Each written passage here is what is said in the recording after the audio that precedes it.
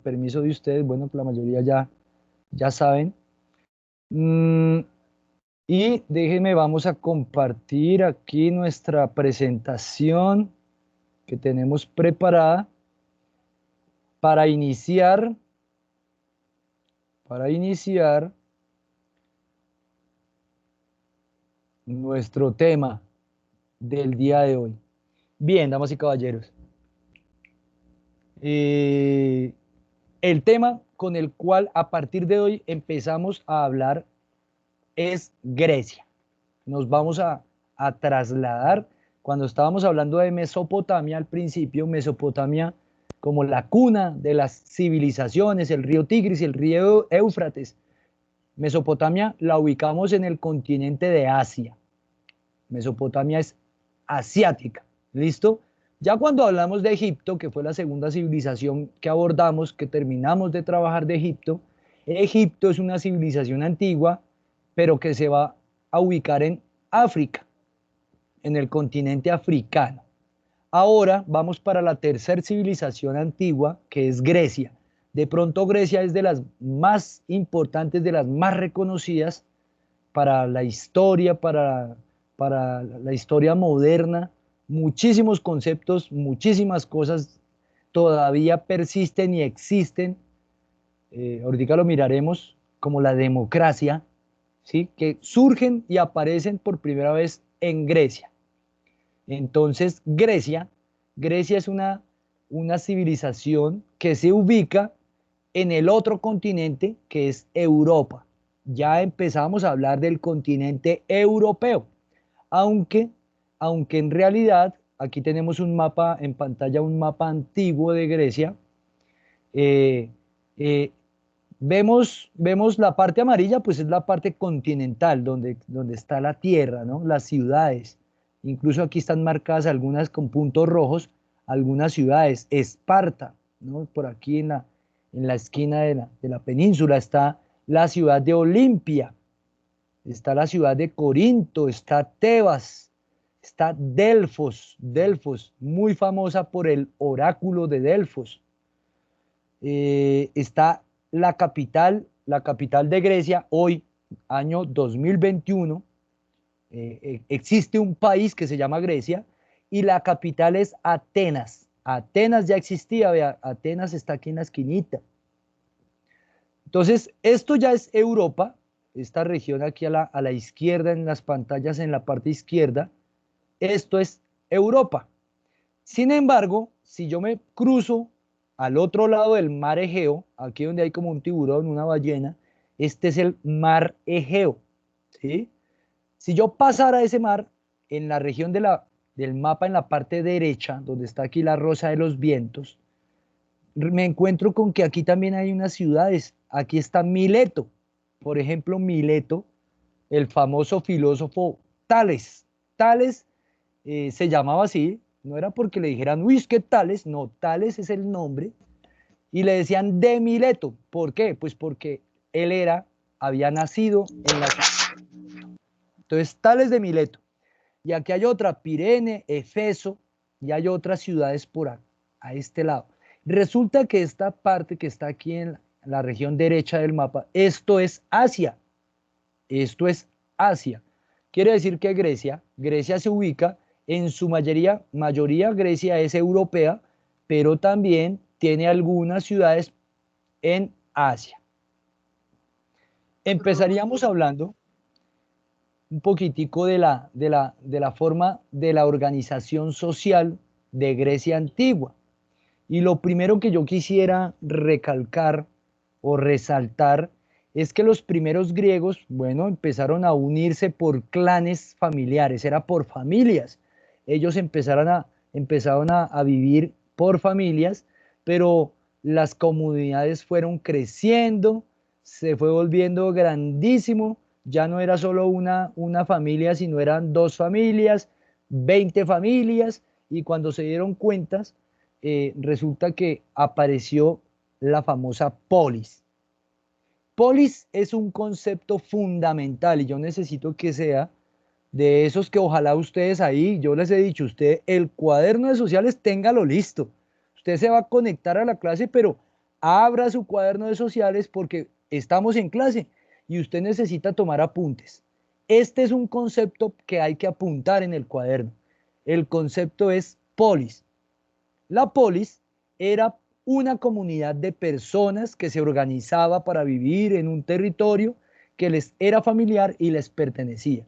Bueno, yo no quisiera que usted apuntara todo eso, toda esa carreta en el cuaderno.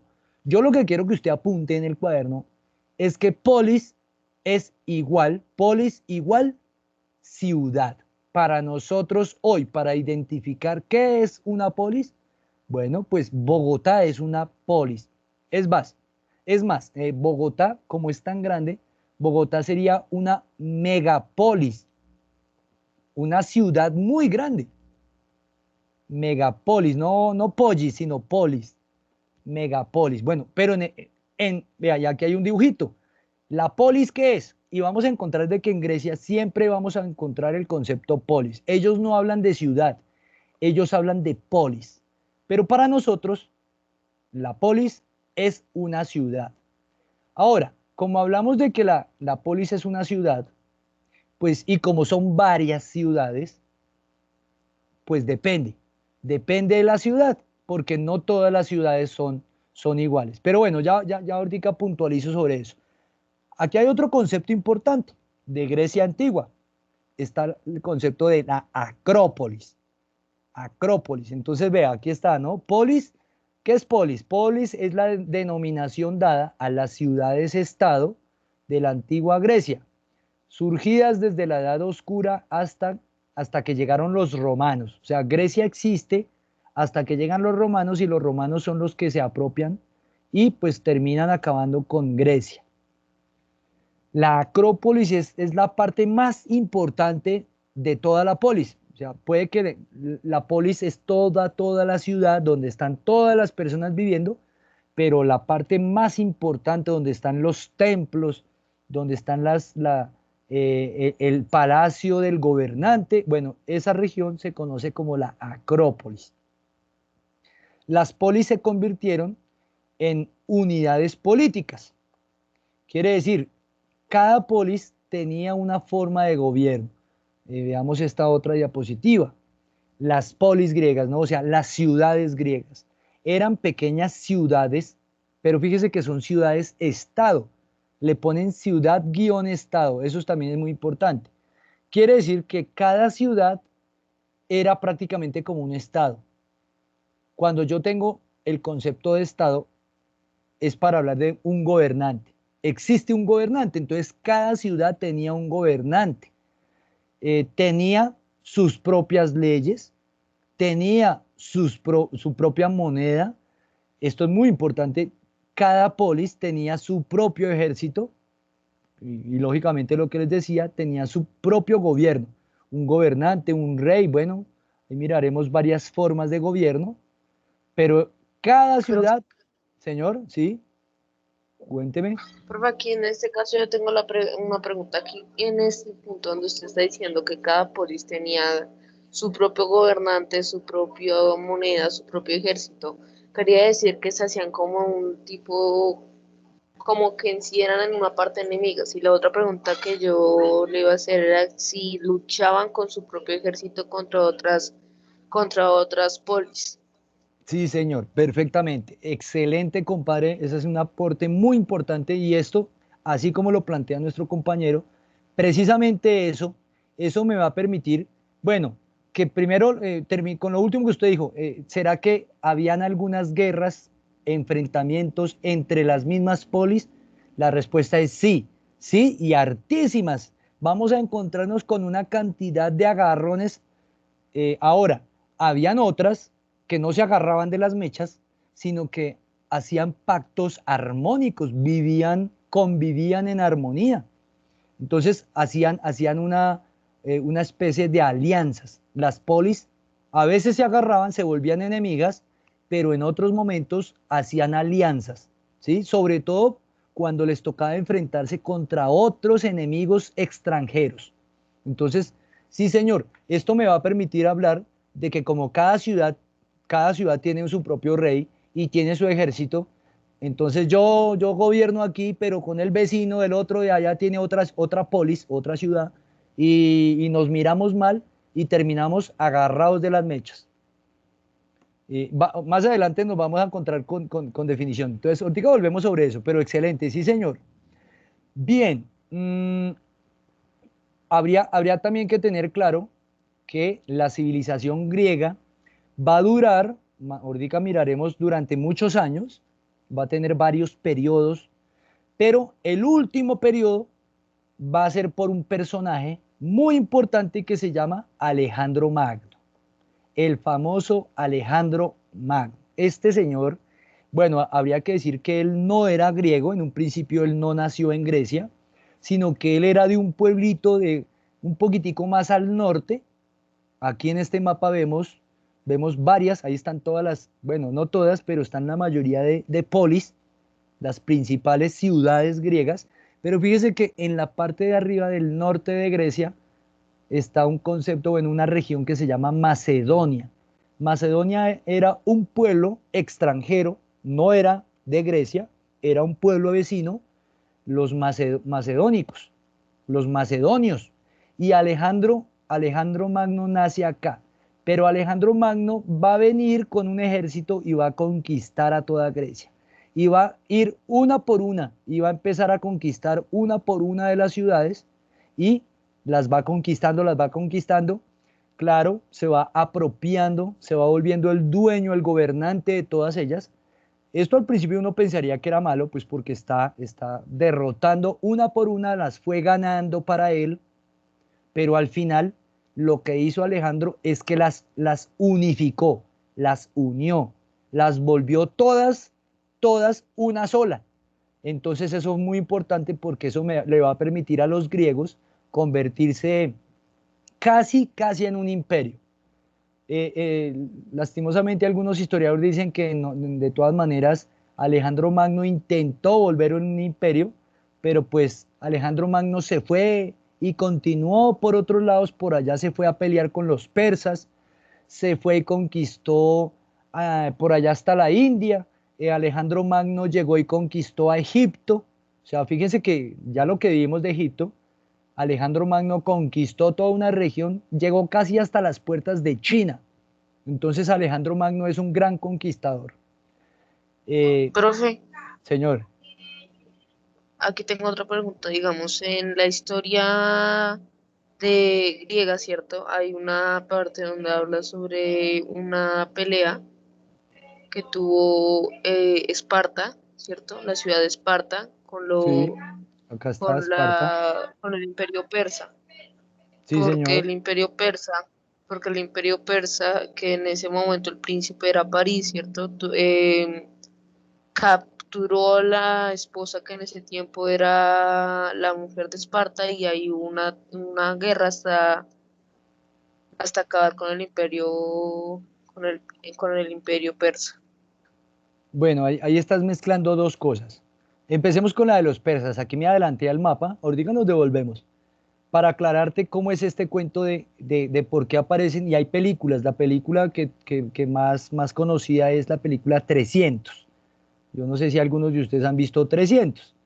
Es la película que está narrando cómo el imperio persa, fíjate que esto que está acá, el imperio persa que está como en naranja, esto es Asia, ¿sí? Los persas bueno, no se alcanza a ver en el mapa, más o menos de por acá, donde queda Mesopotamia, el imperio babilónico y todo.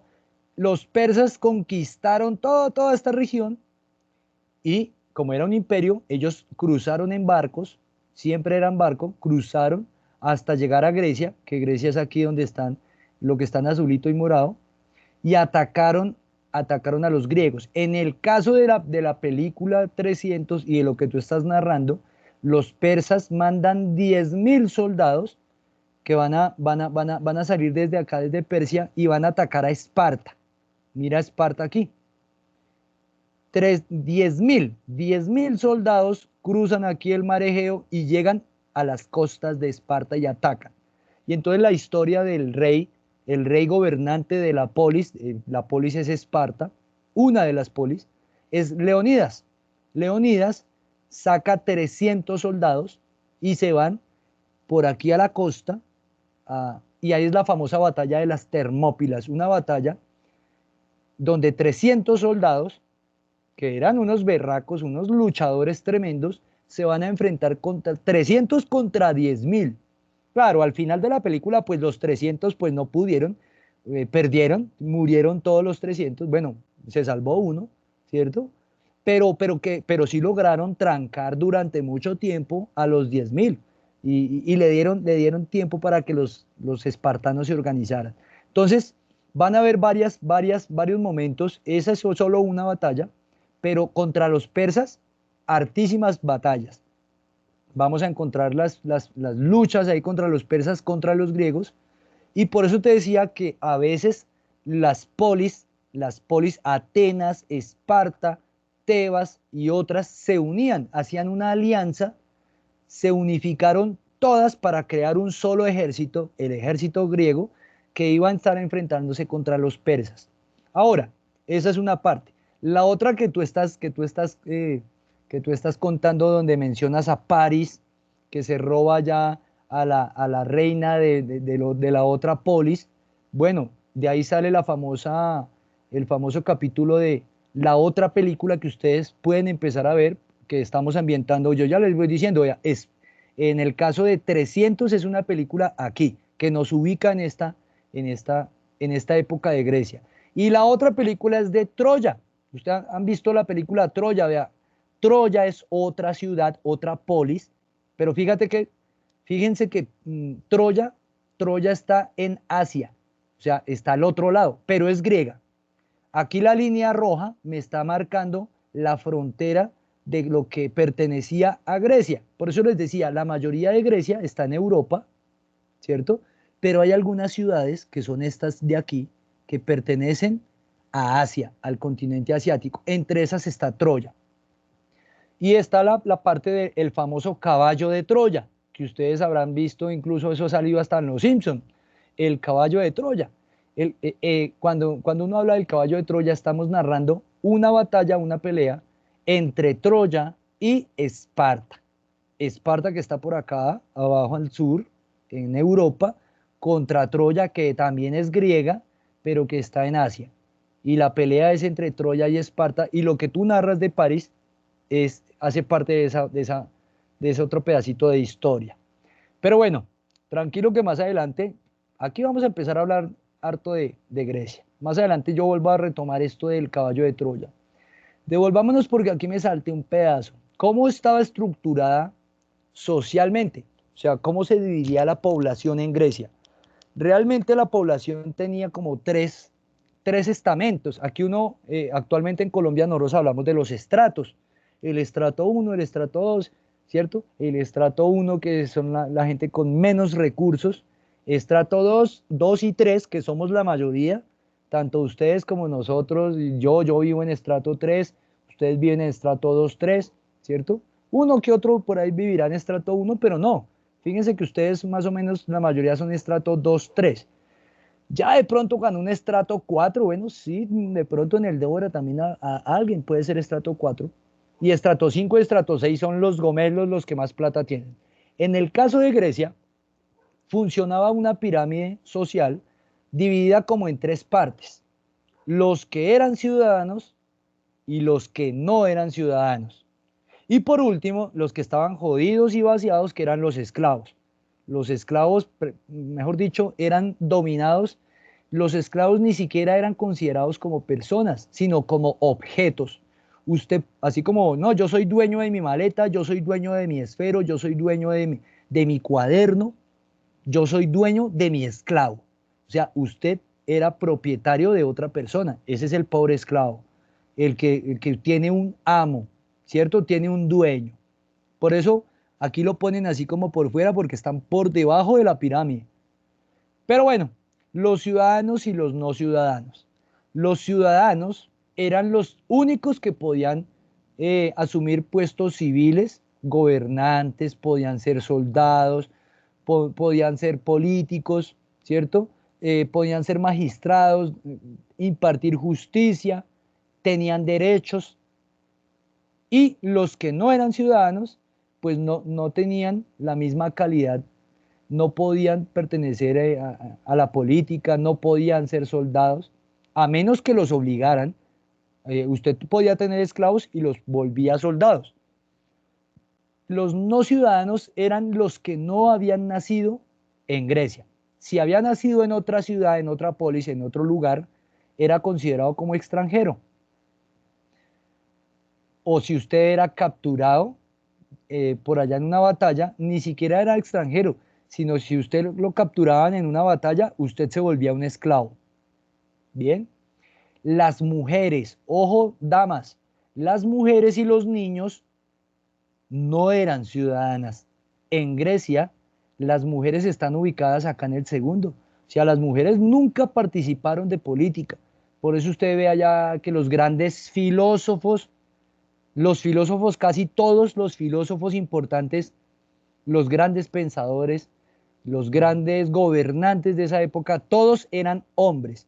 ¿Por qué? Porque las mujeres eran consideradas no ciudadanas. Entonces, para que tengan presente que las mujeres no tenían los mismos derechos. Aquí vemos otra imagen donde podemos observar los ciudadanos, bueno, se llamaban ciudadanos los que habían nacido en esa polis y tenían obligaciones militares, políticas, sociales. Y están los no ciudadanos, que eran los extranjeros, no tenían los mismos derechos. Y aquí dentro de los no ciudadanos están las mujeres, los niños, los extranjeros. Y los que les iba peor, los que no eran libres. Los que no eran libres era porque eran esclavos, prisioneros de guerra. Si usted era capturado y usted era un esclavo, sus hijos también iban a ser esclavos. Los obligaban a trabajar en las minas, los llevaban a la guerra, no podían exigir libertad, ¿cierto? No podían asistir a los rituales públicos, entonces estaban fregados. El mapita ya lo vimos. Ahora, hablando ya de la política, cómo se organizaba Grecia antigua, entonces aparece el concepto de democracia. Aquí es donde aparece la democracia. ¿Qué es la democracia? La democracia se descompone de dos palabras griegas, ¿cierto? La primera es demos. Demos significaba pueblo. Y la segunda parte, que es cracia, cracia venía de kratos, kratos significaba gobierno. Entonces, ¿qué va a traducir? Democracia sería el gobierno del pueblo, ¿cierto? El gobierno del pueblo. Esa sería la democracia. Entonces uno diría, no, pues el gobierno del pueblo entonces es el gobierno de todos. Actualmente, la mayoría de países del mundo tenemos sistemas democráticos. La política es la democracia. En Colombia tenemos un sistema democrático donde se supone que todos tenemos, bueno, usted tiene que ser mayor de edad para poder ir a votar, ¿cierto? A ejercer la democracia en las elecciones. Usted puede ser candidato, puede lanzarse, pero fíjese que en el gobierno escolar, bueno, el gobierno escolar en los colegios, esa es la democracia. Usted puede ser el representante de curso y para eso usted hace un proceso democrático donde los que quieran pueden ser candidatos y todos se someten a una elección y cada persona tiene derecho al voto, a elegir y ser elegido. Ahorita suena muy bonito, pero en la época de Grecia, fíjense que eh, no era tan cierto de que fuera el gobierno del pueblo, porque ¿cómo podemos dejar por fuera a las mujeres? Entonces, usted está dejando por fuera a la mitad de la población. O sea, si usted habla del pueblo, el pueblo tiene que ser hombres y mujeres, todos. Y resulta que los únicos que podían ejercer la democracia, los únicos que podían ejercer la democracia eran los ciudadanos. Y los ciudadanos eran hombres, porque las mujeres están aquí. Las mujeres eran no ciudadanas. Entonces, fíjense que sí, muy bonito y todo la democracia, pero en esa época no contaban con la mujer. Y ahí ya hay un error O sea, importantísimo y garrafal, es un error que no se puede dejar pasar así nomás. Bien, ahora, como nosotros hablamos de que son varias polis, cada polis se podía organizar diferentes. Entonces, algunas, como en el caso de Atenas, ellos funcionaban con la democracia. La democracia estaba en Atenas. Y la democracia en Atenas, fíjese, aquí es el caso de Atenas, estaba dividida como en cuatro momentos. La eclesia, la bulé, los magistrados y los tribunales populares. La eclesia es como la asamblea. Bien, para nosotros podemos decir, esta sería la asamblea. Ahí es donde están todos los ciudadanos, pero aquí acuérdense que los ciudadanos son solo los hombres, y por eso solo los hombres pueden votar, colocar las leyes, mirar lo de los impuestos, decidir si participaban en guerras o no. Bien. El otro estamento era la Boulé, que era como 500 miembros, y ellos aconsejaban a la asamblea. Están los tribunales populares, que eran 6.000 ciudadanos, 6.000, pero vuelvo y les digo, en Grecia los ciudadanos son solo hombres, entonces 6.000 hombres, pero ni una sola mujer. Y los magistrados, que eran elegidos por un año y participaban en la política. Bueno, aquí tenemos también, bueno, los magistrados, la asamblea, la bulé o el consejo, también se conocía como el Consejo de los 500. Pero esto era en Atenas. Pero habían otras ciudades que tenían otra manera de organizarse. Eh, por ejemplo, venga, miramos acá. Bueno, aquí tenemos tres formas de gobierno diferentes. Aquí en rojito hablamos de la monarquía. La monarquía es otra forma de gobierno, otra forma política, en donde aparece el poder de una sola persona, pero esa persona es el rey. Entonces, donde haya un rey, vamos a hablar de monarquía. La monarquía es donde hay un rey, hay una reina. Fíjense que actualmente, estaba hablando del año 2021, tenemos países que tienen reina, que tienen monarquías. En el caso de España, España tiene la reina y tiene el rey. Ellos tienen una monarquía. En el caso de Inglaterra, el Reino Unido, allá funciona la monarquía porque estamos hablando de la reina Isabel. Y fíjense que la monarquía todavía existe. La monarquía cuando hablamos de un rey. La democracia cuando es el gobierno del pueblo. El que está en verde, otra forma. Había unas polis, unas ciudades que eran oligarquías. La oligarquía es el poder de unos pocos, los aristócratas, ¿cierto? Los nobles, o sea, los aristócratas eran como los mejores, los decían. Entonces uno puede decir que los aristócratas son como los ricos, los ricachones, los más poderosos. Entonces ellos se unen entre los ricos y poderosos, los que tienen el poder, y ellos gobiernan entre ellos. Es como una cuestión de élite. Solo un grupo pequeño de población va a gobernar a todos los demás. La famosa oligarquía. Y también encontramos que otras ciudades, otras polis griegas, tenían una forma de gobierno que era de carácter tiránico, donde un solo líder se tomaba el poder a las malas, casi siempre era con ayuda del ejército. Decía que defendía a los desfavorecidos, pero entraba a hacer reformas políticas económicas y favorecía únicamente a algunos, podía ser comerciantes, campesinos o artesanos, pero si eran amigos, la famosa tiranía. Y esto surgía después de las guerras. Y bueno, la democracia. Entonces fíjense que son varias formas de organizarse. Dependiendo la ciudad, dependiendo cuál es la polis, tenía una forma política diferente de organizarse. Hay otro concepto que se llama la diarquía.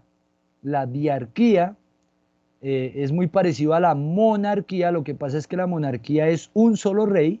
En el caso de la diarquía eran dos reyes. Cuando hablamos de la diarquía, eran unas polis que eran gobernadas por dos reyes. Un rey que era el rey militar, era el que encabezaba la parte militar y se iba a la guerra. Y el otro rey era más de carácter espiritual y se quedaba gobernando en la ciudad con las funciones religiosas, el culto a los dioses, a Zeus, a Afrodita, y se quedaba. Entonces, un rey se quedaba gobernando la ciudad, la polis, y el otro rey se iba a hacer la guerra, ¿cierto? Eran la diarquía. Aparecen los éforos que también eran conocidos como magistrados. Hoy funciona en Colombia, tenemos magistrados, los magistrados de la Corte Suprema y son los encargados del cumplimiento de la ley. Bueno, más bien desde de imponer la justicia. La gerucia, este también es muy importante. La gerucia tiene que ver con el Consejo de Ancianos. Todos los ciudadanos mayores de 60 años, o sea, los viejitos, ellos eran los más importantes y ellos conformaban el Consejo de Ancianos, la gerucia. Fíjense que de ahí se desprende el hogar geriátrico. Los lugares geriátricos es donde mandan a los abuelitos a vivir, viene de Jerusia, del Consejo de Ancianos. ¿Por qué? ¿Por qué eran tan importantes? Pues porque ellos tenían muchos años y ellos tenían mucha experiencia. Y bueno, está la Asamblea de Ciudadanos. Bueno, otra de las cositas de Grecia tiene que ver con la economía. La economía de los griegos básicamente era por la agricultura. Ellos cosechaban el trigo, el olivo, la vid es la uva, hacían los vinos y también distintas frutas y hortalizas. Pero también vivían de ganadería. La ganadería era con cabras, con ovejas, caballos, cerdos, los bueyes y también tenían otros animales.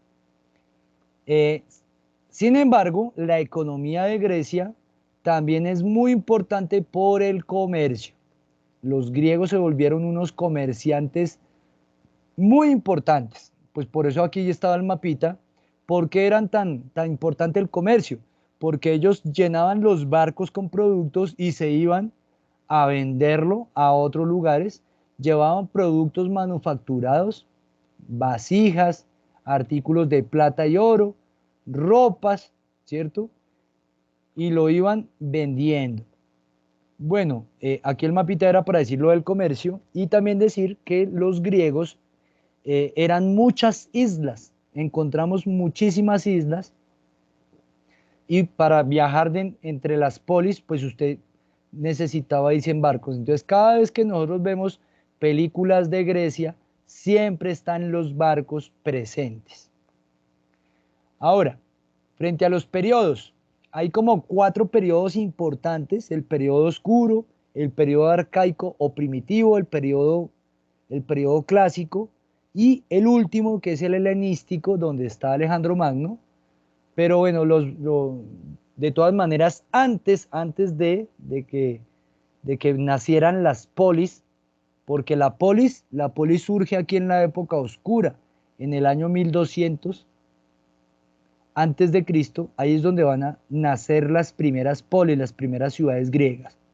Pero antes, los orígenes, uno habla de una civilización micénica y todavía más atrás, por allá en el 3000 antes de Cristo, la civilización minoica.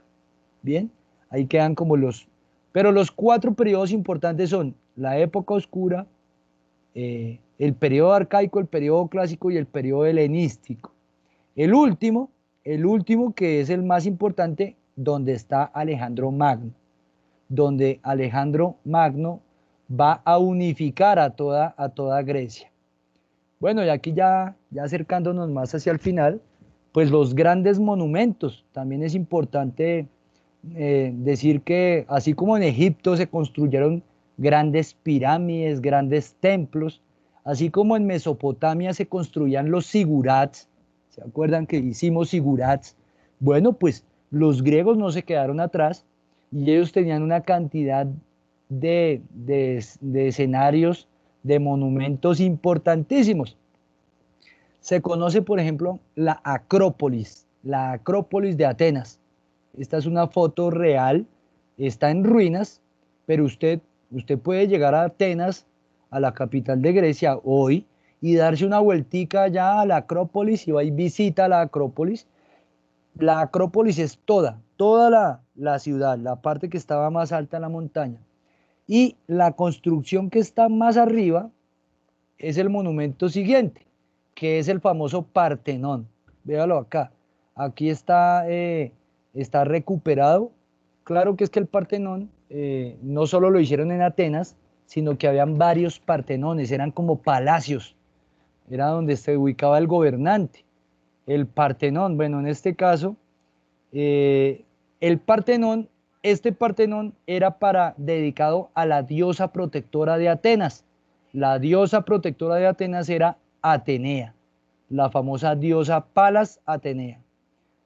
Otro de los monumentos que todavía existen, griegos, es el Erección o Erecteón.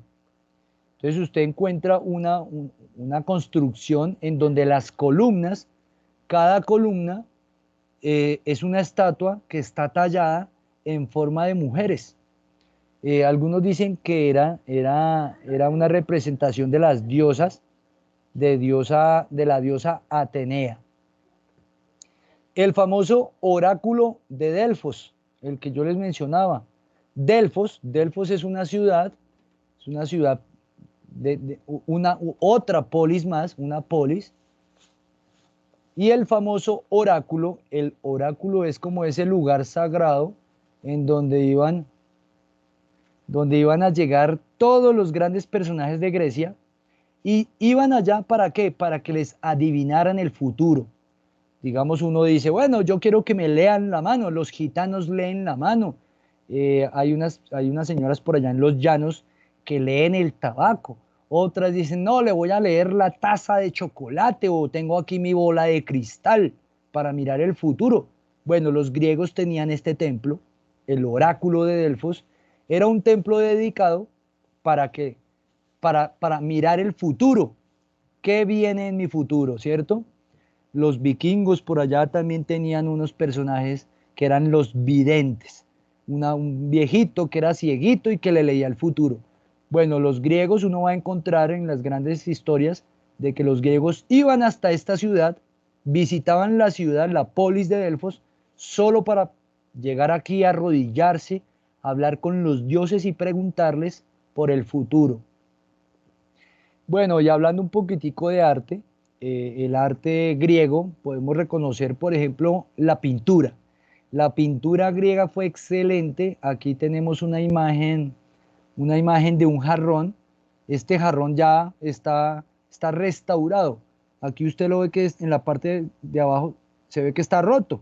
Lo que pasa es que ya le echaron super bonder y lo arreglaron. Pero fíjese el trabajo tan bonito y cómo ellos a través de la pintura iban expresando algunas vivencias, ¿cierto? Algunas luchas, guerras, enfrentamientos entre hombres, entre dioses, semidioses. El otro rasgo importante es la música. La música para los griegos fue muy importante en todos los escenarios culturales. Aparecían con arpas, con flautas, con tambores. En el caso de los Juegos Olímpicos, cuando empezaban los Juegos Olímpicos, también la música estaba presente y la música estaba muy ligada al teatro. El teatro es el otro pedazo de Grecia. El teatro griego es de lo más bonito que pueda existir, junto a las representaciones teatrales de China. China también tiene una representación teatral muy fuerte. Y bueno, ya lo último,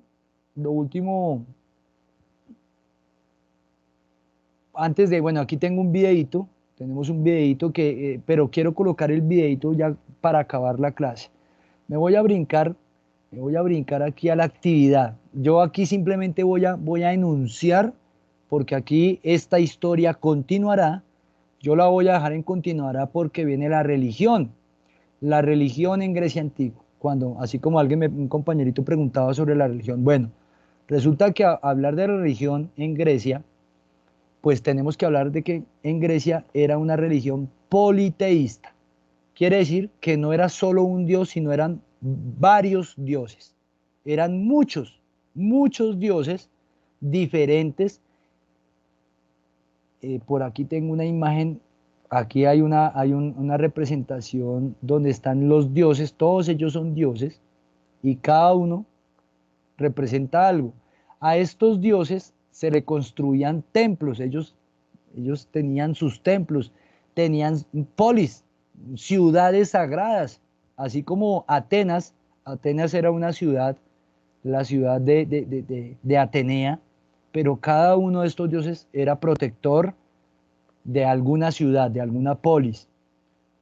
Ellos también hacían rituales, sacrificios. Bueno, ¿quiénes eran? ¿Cierto? Yo aquí me adelanto, ahí están, vean, para que usted los vea. Aquí están los principales, los dioses griegos. Se dice que la primera generación de dioses, uno habla de los dioses olímpicos. Bueno, eran estos 12 que están acá en pantalla.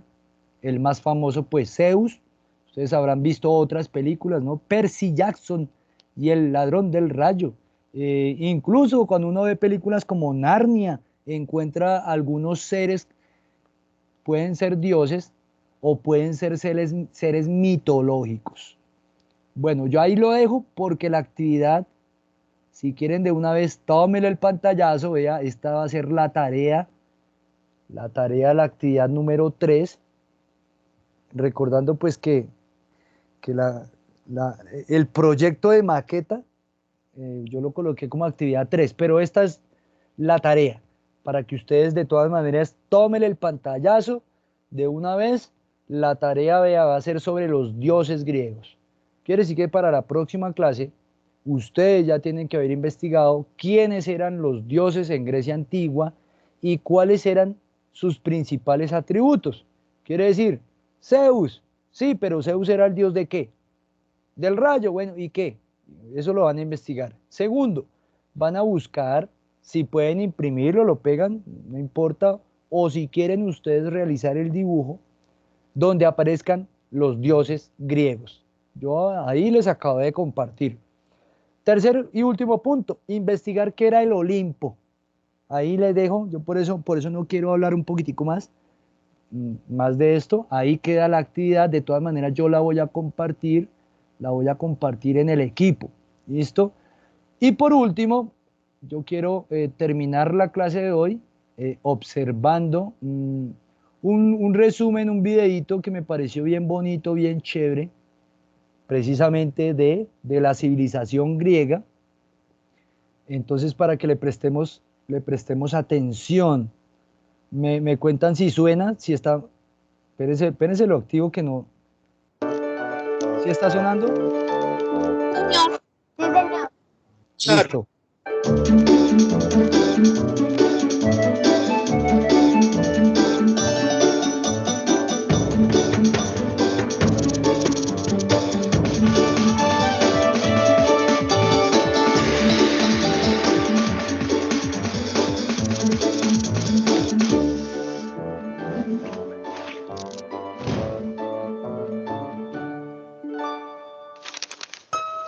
Todos gozamos frente a la belleza, pero ¿qué es la belleza?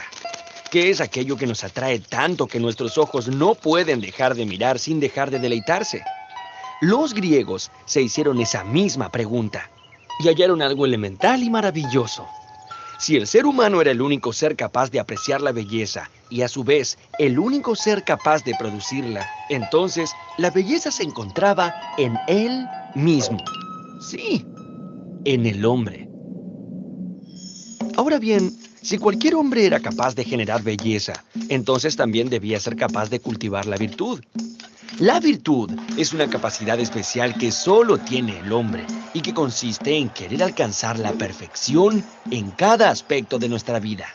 Estas dos cualidades, belleza y virtud, eran para los griegos mucho más importantes que la acumulación de riquezas en oro y plata, o que la construcción de ostentosos monumentos. Así fue que este grupo de hombres que vivieron alrededor del mar Egeo, 6 siglos antes de Cristo, comenzaron a dar forma a ideas simples y elementales, pero a la vez sabias y profundas, que cambiaron para siempre la forma de pensar del hombre.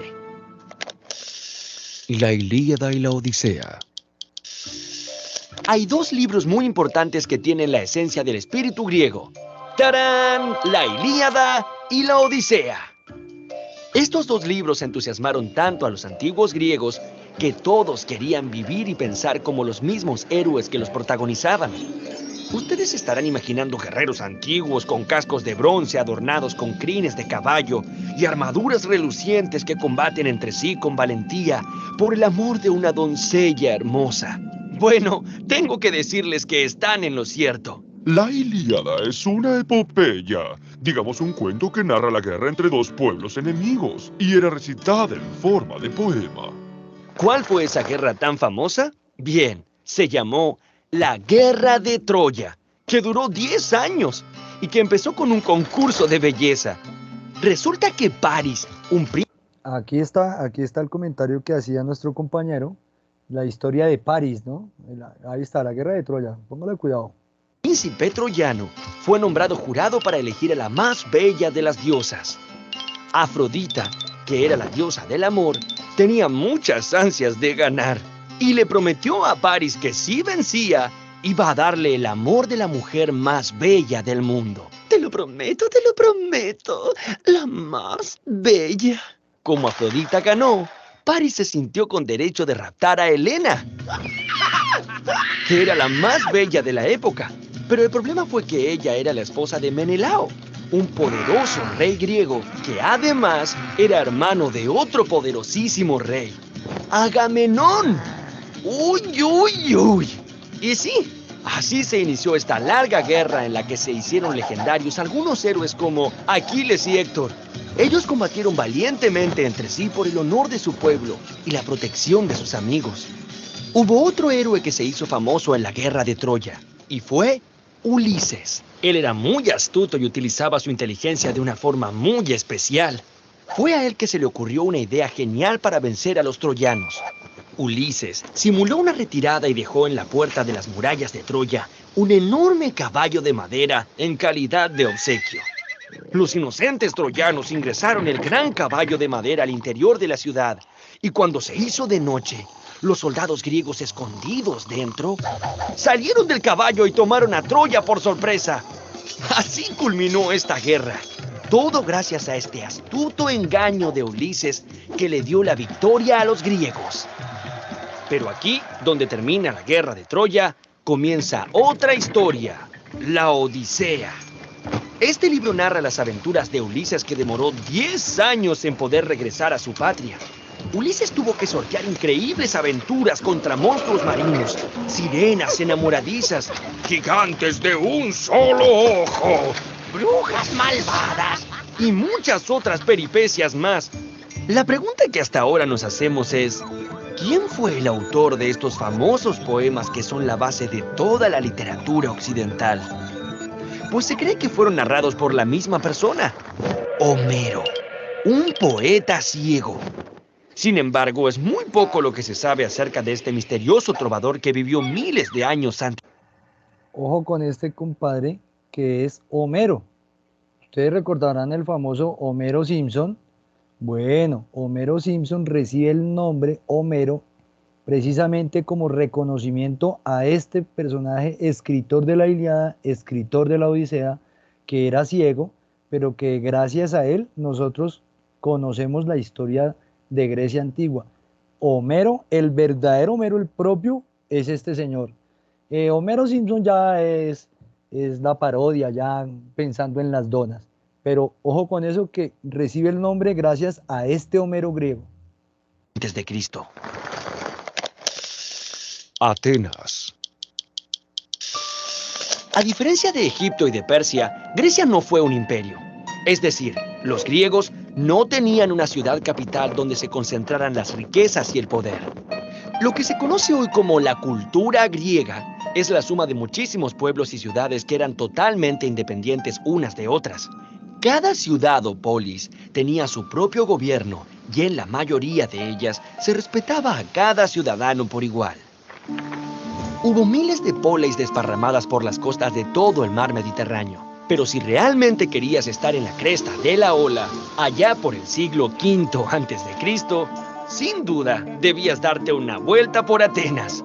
Esta ciudad fue una de las más importantes y es hoy el símbolo de la cultura griega.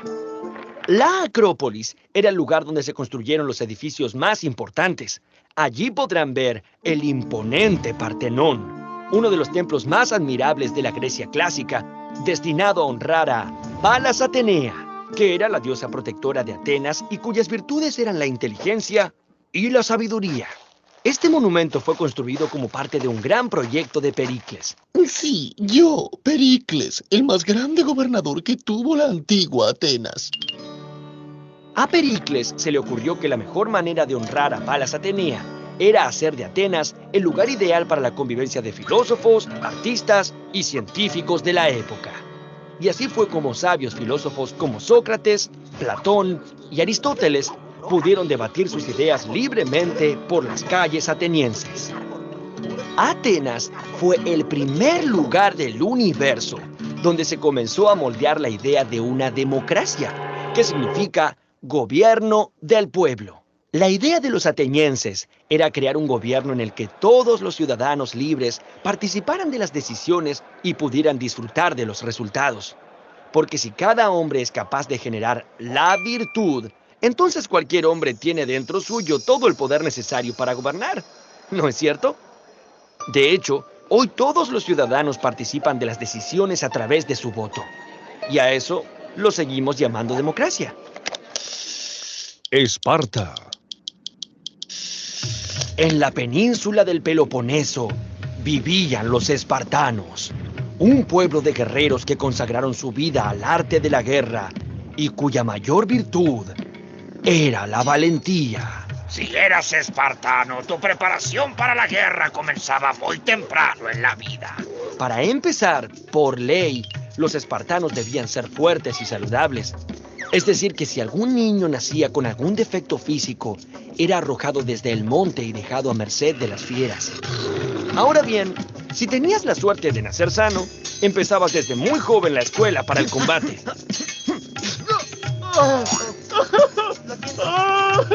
Y tu participación en el ejército duraba desde que tenías 20 años hasta que tenías 60. Todo espartano debía estar preparado para marchar al frente en cualquier momento, y el equipo de combate era tan solo una espada corta, una lanza de 2 metros y un casco que dejaba en descubierto solo los ojos, la boca y el mentón. Y no olvidemos el escudo, que era tan importante para el soldado espartano que por ley estaba obligado a morir antes de perderlo. Eso es un poco exagerado. Los espartanos hemos pasado a la historia como un símbolo de valentía y existen muchas historias que lo demuestran. Por ejemplo, durante las guerras médicas, en el 480 a.C., un inmenso ejército del imperio persa quiso invadir las ciudades griegas con el fin de desterrarlas del planeta. Allí, tan solo 300 espartanos al mando del rey Leónidas hicieron frente a miles de soldados persas.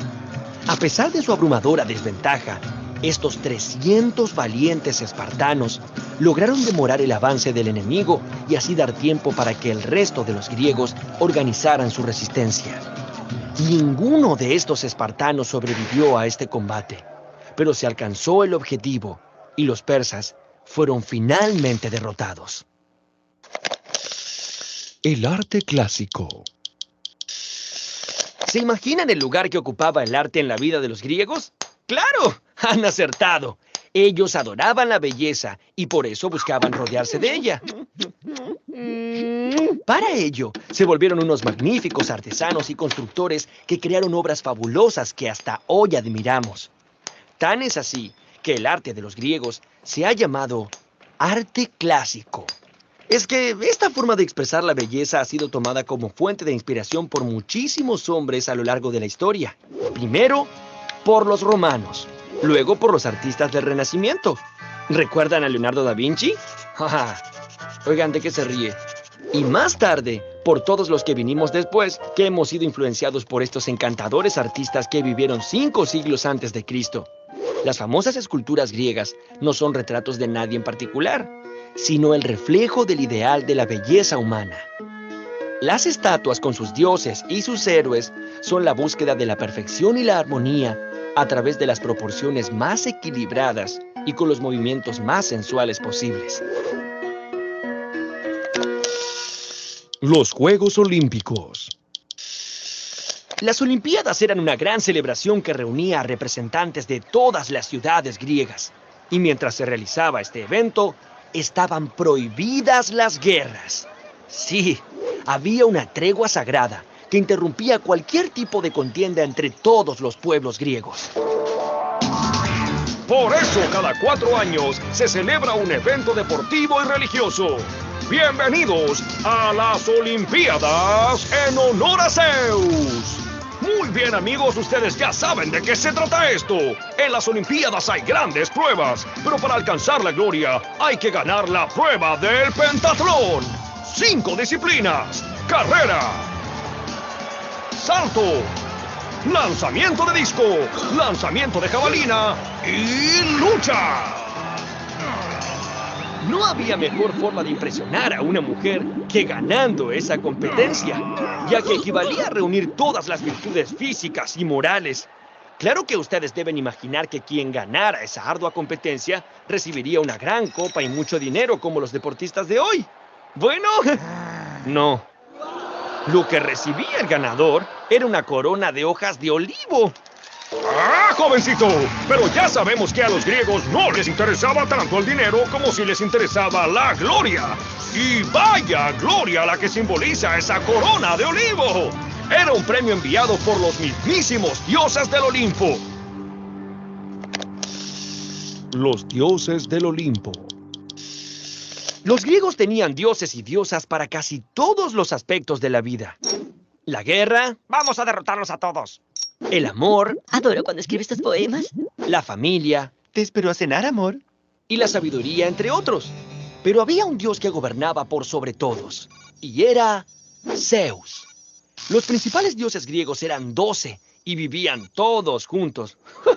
¡Wow! ¡Qué lío! Como una gran familia. Ellos vivían en el monte del Olimpo. El palacio del Olimpo tenía todos los lujos que pudieran imaginar, con muchas habitaciones, un zoológico para los animales sagrados, salas de armas, cocinas y comedores. ¡Ah! Y el lugar más importante, un gran salón donde se reunían todos para debatir sobre los problemas de los hombres, como por ejemplo, ¿a quién deberíamos premiar hoy? O mejor dicho, ¿a quién deberíamos castigar hoy? los dioses griegos eran muy parecidos a los humanos. Sentían odio y envidia, se lastimaban en guerras y combates y sobre todo, se enamoraban entre ellos, trayendo al mundo hijos que también se convertían en dioses o semidioses. Pero había características que diferenciaban profundamente a los dioses de los humanos. Los dioses eran inmortales y poseían enormes poderes. Además, en sus manos tenían el control del destino de cada ser humano en la tierra. Alejandro Magno. En Grecia, hubo un hombre que desde muy niño tuvo los más grandes sueños que se puedan imaginar. Este joven, llamado Alejandro, era hijo del rey Filipo II, el rey de Macedonia, y decidió emprender un largo viaje con un ambicioso objetivo. Quiero convertirme en el más grande conquistador, y así lo haré. El viaje de Alejandro empezó en su tierra natal, en el año 334 a.C.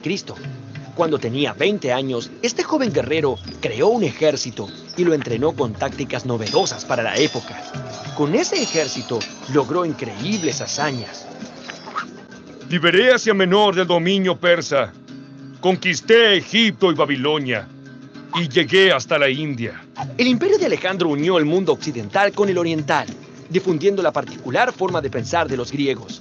Sin embargo, esta creación de Alejandro contradijo uno de los principios esenciales del espíritu griego, al pretender gobernar un imperio con un poder centralizado.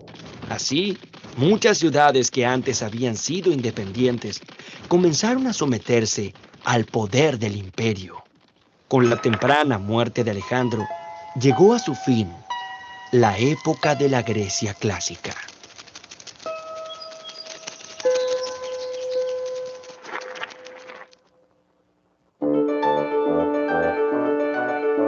Bien, damas y caballeros, entonces, con este video damos finalización a nuestra clase del día de hoy. En este momento voy a parar la grabación y voy a darle la palabra a